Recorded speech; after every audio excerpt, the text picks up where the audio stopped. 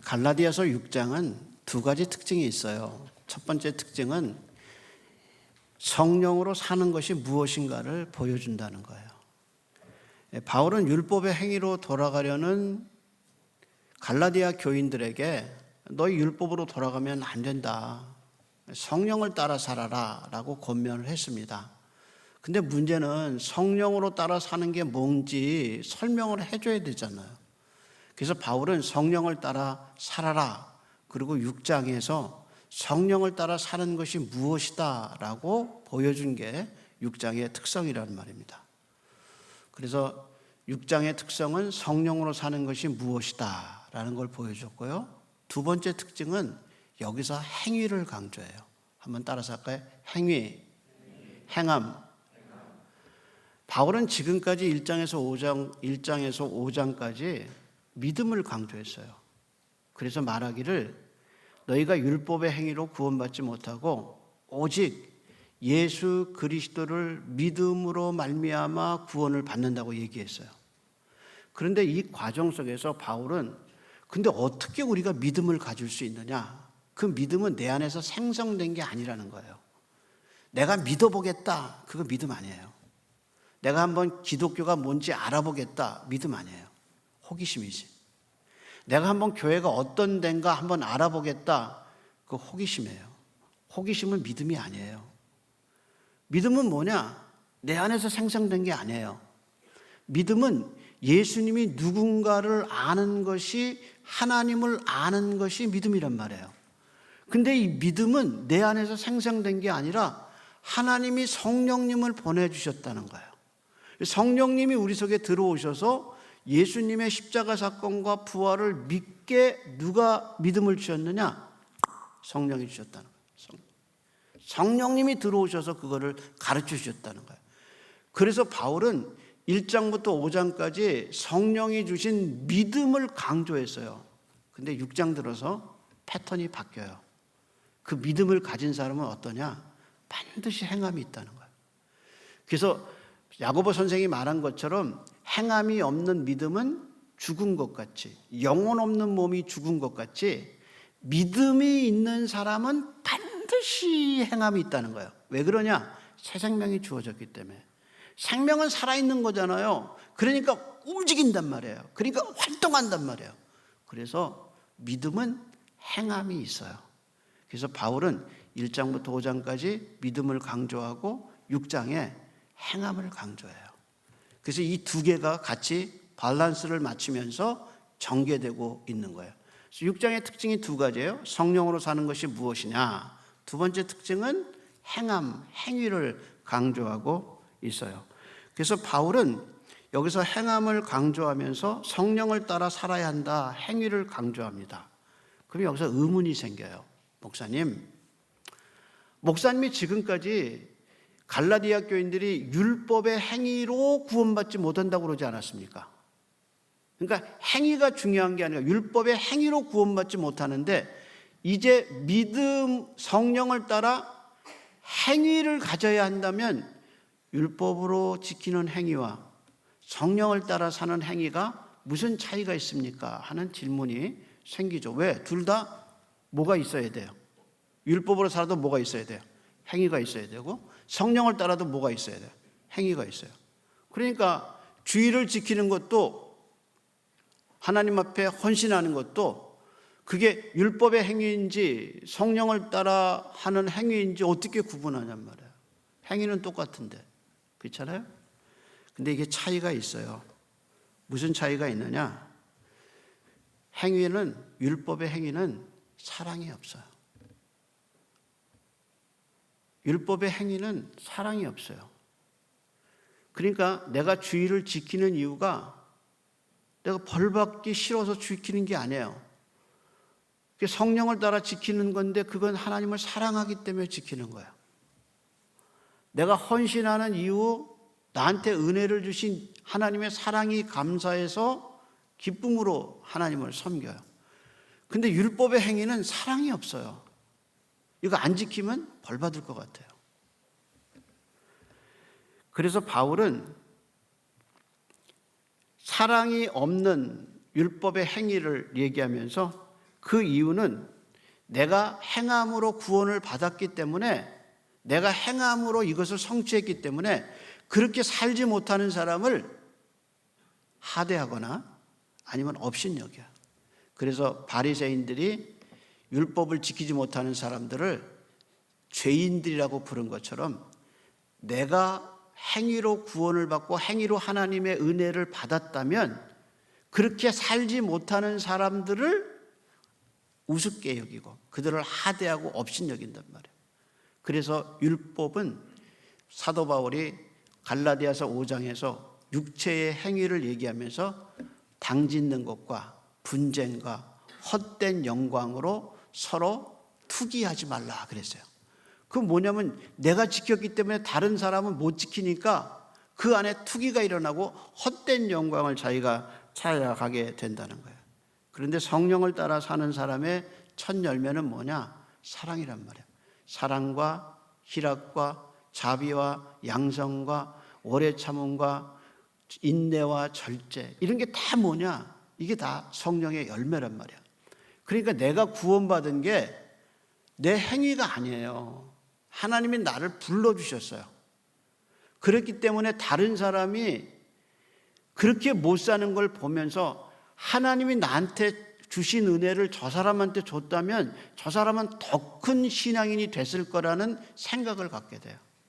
그게 성 어거스틴의 말입니다. 어거스틴의 제자가 하는 말이, 어떤 사람을 가르쳐서 비난하고 저 사람은 왜 저렇게 삽니까? 라고 얘기했을 때 어거스틴이 한 말이에요. 그러지 마라. 만약에 하나님이 나한테 주신 은혜를 저 사람한테 줬다면 저 사람은 나보다 100배나 훌륭한 사람이 됐을 거다라고 고백했다는 거예요. 그게 뭐냐? 성령을 따라 사는 거예요. 그래서 갈라디아 6장에서 바울은 공동체나 개인이 성령으로 산다는 것이 무엇인가를 보여줬어요. 그래서 우리가 지난주에 두 가지 봤잖아요. 하나는 죄인에 대해서, 죄를 지은 사람에 대해서 정죄하기보다 그 사람을 온유한 마음으로 바로 세우고, 그 사람이 시험 든 걸 보면서 나도 그런 시험에 들을까 두려워하게 돼요. 그게 뭐냐? 성령으로 사는 거예요. 그리고 두 번째는 그 사람들이 진 짐을, 그 사람이 왜 그렇게 못 사는지 그 짐을 내가 대신 져주는 거예요. 그래서 그리스도의 법을 완성시키는 것이 성령을 따라 사는 거예요. 그리고 오늘 세 번째 얘기했어요. 6절입니다. 한번 보겠습니다. 이렇게 얘기하죠. 가르침을 받는 자는 말씀을 가르치는 자와 모든 좋은 것을 어떻게 해요? 함께 해라. 그랬어요. 이 본문이요, 목회자에게 잘해라, 그 본문 아니에요. 말씀을 가르치는 자가, 가르침을 받는 자가 가르치는 자와 좋은 걸 함께 해라, 목회자에게 잘해라, 대접을 잘해라, 그 정도의 말이 아닙니다. 우선 갈라디아 교회의 문제는 몰래 들어온 거짓 교사 때문에 문제가 생겼어요. 그래서 바울은 그 사람들을 교란시키는 사람, 가만히 들어온 사람, 유혹하는 사람, 이렇게 말했어요. 그 사람들이 들어와서 어떻게 했냐? 거짓 교훈을 가지고, 다른 복음을 가지고 갈라디아 교인들의 마음을 유혹했단 말이야. 그런데 그들 중에서 그렇게 유혹하는 사람도 있지만 하나님의 말씀을 바로 가르치는 선생님도 있었다는 거예요. 그러니까 너희는 그렇게 하나님의 말씀을 바로 전하는 사람들과 함께 좋은 것을 나눠라 라고 이야기하고 있다는 겁니다. 갈라디아서 안에 말씀이라는 단어가 3번 나와요. 근데 2번은 하나님이 하신 말씀이에요. 예를 들면 이런 거예요.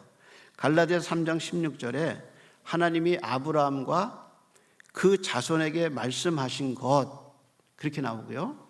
갈라디아서 5장 14절에 이렇게 얘기해요. 내 이웃을 사랑하기를 너 자신과 사랑하라 하신 말씀이라고 이렇게 얘기해요. 그 두 말은 다 뭐냐? 하나님 직접 하신 말씀이에요. 근데 그런 하나님의 말씀을 가지고 가르치는 자와, 아주 중요한 말이에요. 자기 생각이 아니라 하나님의 말씀, 그렇게 하신 말씀을 가지고 너희에게 가르치는 사람과 함께 좋은 것을 나누라 라고 얘기했습니다. 여기서 우리는 성령을 따라 사는 사람의 삶에 가지고 있는 부드러운 특징 하나를 알게 돼요. 그건 뭐냐면 바울이 6장에서 말한 성령, 5장에서 6장과 함께 말한 성령이 개인에게 적용될 때는 성품의 변화로 일어나요. 그래서 성령의 열매를 얘기하면서 철저하게 내 성품이 하나님의 성품으로 바뀌는 걸 얘기해요. 뭐가 들어오면? 성령이 들어오시면. 성령이 들어오셔서 사랑, 희락, 자비, 양성, 오래 참음, 인내, 절제, 온유, 이게 다 어디서 오는 거냐? 이게 다 내 성격과 성품의 관계가 있어요. 그러니까 성령이 들어오셔서 나를 변화시켜요. 그래서 성령의 역사는 성품과 깊은, 인격과 깊은 관계가 있어요. 그래서 내가 안에서 변하는 거예요. 근데 내 안에서 나를 변화시킨 성령이 다른 사람 관계에서 나타난다는 거예요. 그렇잖아요. 내가 사랑이 생겼어요. 근데 이 사랑을 내가 갖고 있는 게 아니라 어떻게 해요? 밖으로 표출되잖아요. 그래서 남의 짐을 지게 되고 남이 어려운 걸 당하면 그 사람을 위해서 기도하게 되고, 내가 기쁨이 생겼어요. 희락이 생겼어요. 나 혼자 같지 않아요. 희락은, 기쁨은 표현되게 돼 있어요. 그래서 내가 오래 참는 게 됐어요. 남에 대해서 오래 참게 돼요. 그래서 성령의 역사는 나만 변화시키는 게 아니라 변화된 내가 다른 사람과의 관계에서 나타난다는 거예요. 그게 성령의 역사의 두드러진 특징이라는 거죠. 그래서 한 말이 뭐냐? 말씀을 가르치는 자와 말씀을 받는 자가 함께 좋은 것을 같이 나누게 된다는 거예요. 어쩌면 바울이 6장에서 이 말 하면서요, 4장을 생각했을 수 있어요. 왜냐하면 바울이 거짓 교사들이 들어오기 전에 고린도 교인들과 너무 친밀한 관계를 가졌어요. 그래서 이렇게 얘기했잖아요. 너희를 시험하는 것이 내 속에 있지만 너희가 그것을 업신여기지 않고 나를 받아주고, 심지어는 너희가 나를 위해서 너희 눈이라도 뽑아 주려고 하지 않았느냐, 그렇게 얘기해요. 그랬던 사도 바울과 갈라디아 교인들이 거짓 교사가 들어오면서 사도 바울의 사도권을 의심하고, 바울은 진짜가 아니다, 바울은 사도가 아니다, 이런 형편에 이르게 됐다는 거예요. 그래서 바울은 4장의 사건을 생각하면서 6장에서 말씀을 전하는 자와 말씀을 받는 자가 함께 주 안에서 함께 좋은 것을 나누라 라고 얘기하는 겁니다. 학자들은 여기서 문맥을 중요하게 여겨서요, 가르침을 받는 사람과 가르치는 자의 관계를 얘기하면서 누가 더 책임감이 있느냐? 그것은 말씀을 받는 자가 가르치는 자와 함께 좋은 것을 나누라, 그래서 말씀을 받는 자의 책임에 대해서 더 강조해요. 그래서 학자들 가운데서 이것은 재정적 지원을 얘기한다라고 해석하는 사람도 있어요. 근데 여러분, 한 가지 특징이 뭐냐면 건강한 교회는 목회자와 성도들의 관계가 돈득해요. 참 뜨거워요. 그런데 시험 든 교회는 뭐냐? 목회자와 성도들의 관계가 식어요. 그리고 둘 사이에 불신이 많아져요. 사도 바울이 6장에서 이 얘기하면서 4장을 그리워했을 수 있어요. 이게 말씀을 가르치는 자와 말씀을 받는 자의 모든 좋은 것을 함께하는 사도 바울의 특성, 그게 뭐냐? 공동체에서 성령의 말씀을 따라, 성령을 따라 사는 교회의 특성이다라고 얘기했어요. 그러면서 바울은 7절로 넘어갑니다. 뭐라고 그랬나 보세요. 7절입니다. 스스로 속이지 말라. 하나님은 업신여김을 받지 아니하시리니 사람이 무엇으로 심든지 그대로 거두리라. 그렇게 얘기하면서 하나님을 업신여기지 마라, 스스로 속이지 마라, 사람이 무엇으로 심든지 그대로 거두리라. 여기서 업신여긴다는 말이요, 원어의 뜻은 콧구멍이라는 뜻이에요. 그래서 이 업신여긴다는 말이 뭐냐? 콧구멍을 이렇게 들고 흥 하는 거죠. 그 말은 뭐냐? 하나님을 업신여긴다는 콧구멍 열고 하나님이 어디 있어? 하나님 계시면 한번 나타나 보라고 그래. 하나님이 그렇게 기적을 많이 행했다며 한번 보여달라고 그래. 하고 얘기하는 게 뭐냐? 하는 거죠. 근데 바울이 이 말을 불신자한테 썼으면 그게 맞아요. 근데 이 말을 누구한테 했느냐? 성령을 경험했다고 생각하고 하나님을 잘 믿는다고 생각하는 갈라디아 교인들에게 한 말이 뭐냐? 스스로 속이지 말라.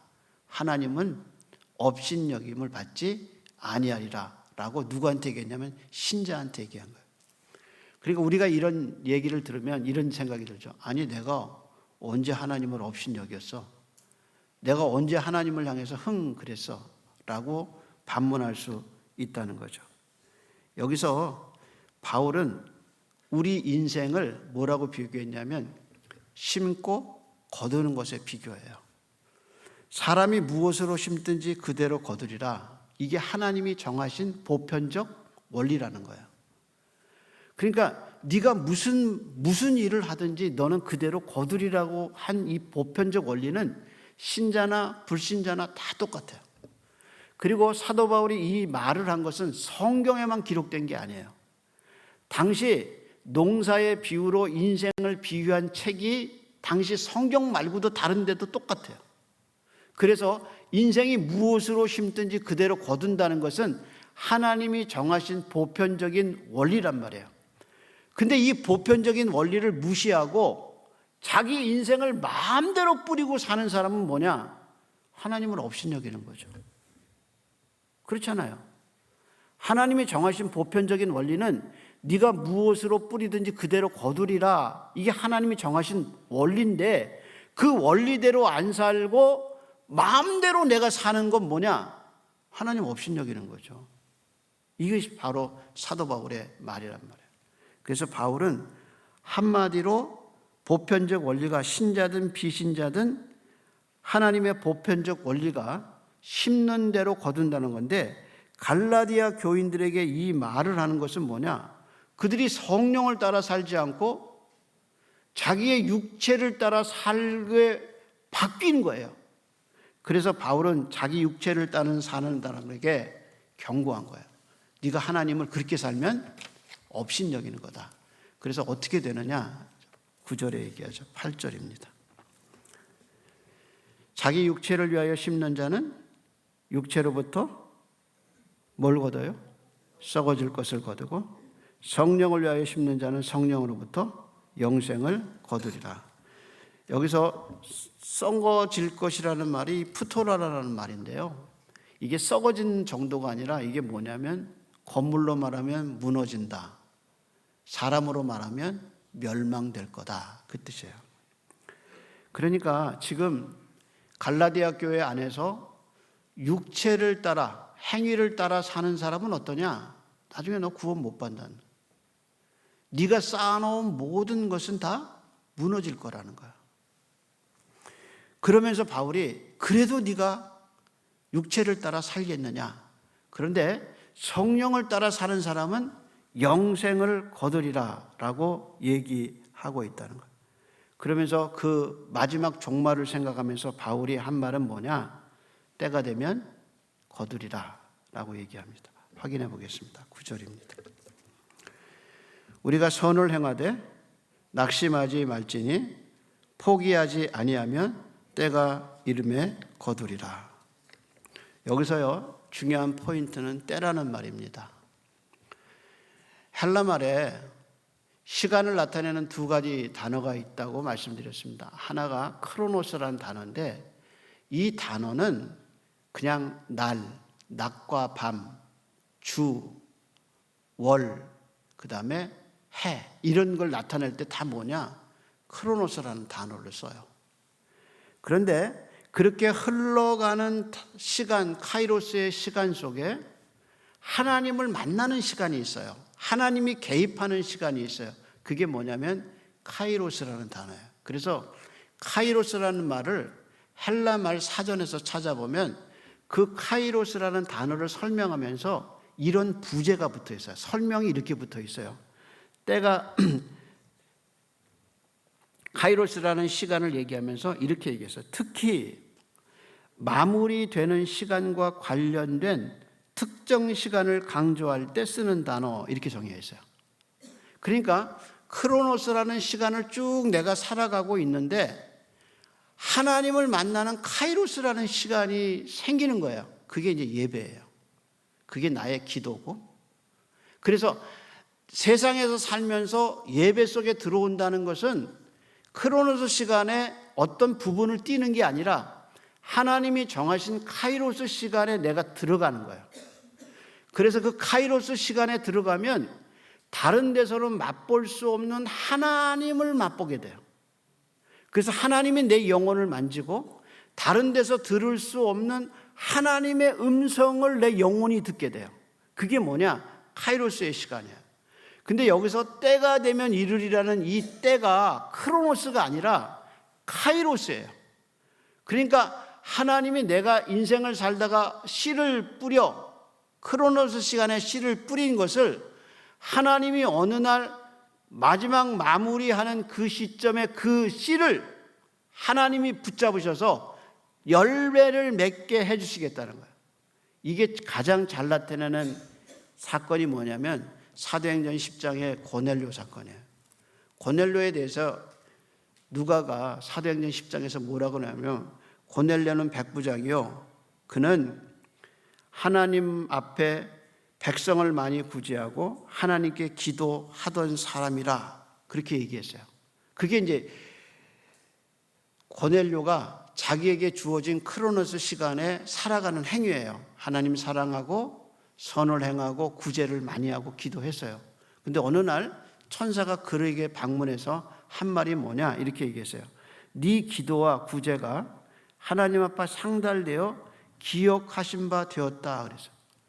여기서 하나님이 기억했다는 말이요, 성경에 보면 기억했다는 말 다음에 반드시 생명의 역사가 일어나요. 예를 들어서 한나가 실로의 성전에 가서 성막에서 하나님께 기도해요. 그리고 머리 숙여서 정말 속으로 기도하고 하나님이 그 기도를 들었을 때 뭐라고 얘기했냐면 하나님이 한나를 기억하사 사무엘을 주셨더라. 그러니까 하나님이 기억하고 난 다음에 뭐냐? 생명이 났어요. 라헬이 아이를 생산할 수 없었을 때 하나님이 라헬을 기억하시고 그의 태를 여셨더라. 그 태를 열었다는 말이 뭐냐? 생명이란 말이에요. 근데 고넬료 가정에 하나님이 그 고넬료의 기도와 구제를 기억하시고 그 다음에 어떻게 하셨냐? 너 시몬 베드로를 청해라. 그래서 베드로를 청해서 구원받은 말씀을 들을 때 그 가정에 성령님의 내려오심이 있어서 온 가족이 다 구원받았어요. 그러니까 하나님이 기억했다는 말 뒤속에는 반드시 어떤 역사가 일어나냐면 하나님이 생명 주는 역사가 일어났단 말이에요. 그래서 지금 오늘 본문에 때가 되면 이루리라 라는 말씀 속에 이 때라는 말이 하나님이 생명을 주는 시간이란 말이에요. 그러니까 우리가 크로노스 시간을 살다가 하나님의 약속을 믿고 하나님의 약속을 업신여기지 않고 내가 기도하면 내가 네 기도를 들어줄 거라는 하나님의 언약과 그 하나님의 약속을 믿고 크로노스 시간을 살아가는 사람들에게는 언젠가 하나님의 카이로스 시간이 임해서 그에게 생명을 주는 역사가 있다는 거예요. 이게 뭐냐? 하나님의 약속이란 말이야. 근데 이런 약속을 믿는 사람은 믿음이 있는 사람인데 그런 하나님이 어디 있어라고 말하는 사람은 하나님을 업신여기는 사람이라. 따라서 성령으로 사는 사람은 하나님의 약속을 믿는 사람이에요. 이 과정 속에서 두 가지를 조심하라고 얘기했어요. 9절 한번 봅시다. 우리가 선을 행하되, 그 다음 말이 뭐죠? 낙심하지 말고, 또 하나가 뭐죠? 포기하지 말라는. 그러면 어떻게 해요? 때가 되면 거두리라. 여러분, 믿지 않는 가정에서 힘들게 신앙생활하는 사람들이 있죠. 가족 구원을 위해서 기도하고 남편을 위해서 기도하고 아이들 위해서 기도하는데 이게 언제 응답될지 몰라. 그래서 낙심하고 포기해요. 근데 성령으로 사는 사람은 하나님이 말씀을 통해서 나를 구원했기 때문에 뭐가 믿어지냐면 때가 되면 이루리라는 하나님의 약속을 믿어요. 그게 믿어져요. 그렇기 때문에 낙심하지 않고 포기하지 않는 원인이 뭐냐? 하나님의 말씀이란 말이에요. 그래서 말씀을 따라 사는 것은 성령의 역사란 말이에요. 그래서 그 사람들은 하나님의 때를 보게 된다는 것이 성경의 약속입니다. 오늘 우리는 갈라디아서 6장에서 행위에 대한 얘기를 들어요. 믿음은 생명이기 때문에 움직여요. 콘크리트를 뚫고는 잡쳐보세요. 콘크리트를 뚫고 어떻게 그 연약한 그게 일어나요? 땅을 뚫고 어떻게 일어나요? 뭐가 있어서요? 생명이 있어서 그래요. 하나님이 성령을 통해서 하나님의 말씀을 믿게 하시고 예수님을 알게 한 그 새로운 생명은 무너지지 않아요. 하나님의 약속을 믿게 하는 그 생명력은 우리 속에 있어요. 그 생명이 하나님의 역사를 갖고 올 겁니다. 두려워하지 마세요. 낙심하지 마세요. 포기하지 마세요. 때가 되면 하나님이 거두실 줄 믿습니다. 기도하겠습니다.